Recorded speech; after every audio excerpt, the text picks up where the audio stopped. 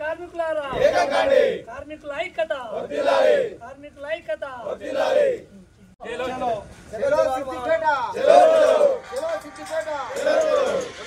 కార్మికుల ఐక్యత కార్మికుల ఐక్యత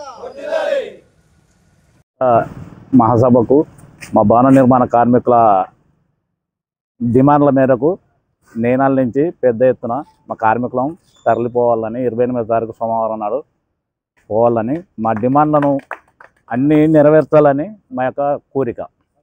అందరికీ స్వాగతం.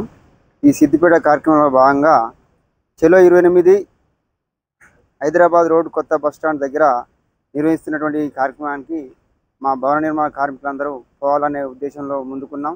కాబట్టి అందరూ ఈ ప్రమాద 10 లక్షల బీమా ఒకటి, వెల్ఫేర్ బోర్డు కార్మికులు చైర్మన్ నియమించాలన్నది ఒకటి, ఈఎస్ఐ హాస్పిటల్ సౌకర్యం కూడా కల్పించాలని ఈ కార్యక్రమం ఒకటి ఉంది.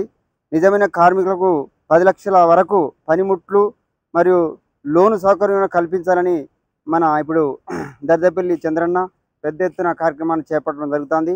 కాబట్టి మా సమస్యల గురించి ముందుగా నడుస్తున్నటువంటి ఈయనకు మా భవన నిర్మాణ శాఖ అందరి తరఫున ధన్యవాదాలు తెలుపుతున్నాం.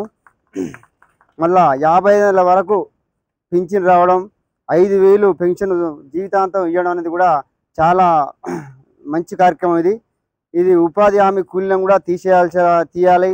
ఓన్లీ కార్మికునికే ఈ యొక్క లబ్ధి వర్తించాలని ఈ మంచి విషయాలు ఇలా చెప్పడం జరిగింది. కాబట్టి మీ అందరం పెద్ద ఎత్తున నెల్కూరు మండలం నుంచి మరియు మెయిన్గా మా నేనాల భవన నిర్మాణ శాఖ నుంచి పోవాలనే ఉద్దేశంతో అందరం ముందస్తుగా మేము నిర్ణయం తీసుకున్నాం.